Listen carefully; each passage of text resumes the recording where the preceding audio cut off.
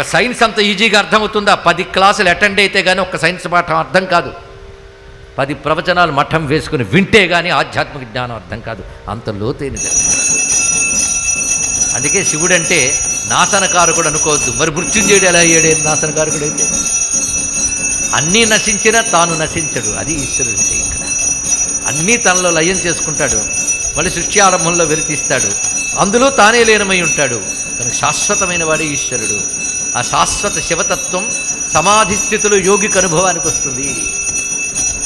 అందుకే శివుడంటే సమాధి స్థితిలో యోగికి అనుభవానికి వచ్చేటువంటి ఏ ఆనందం ఉందో అదే శివుడు.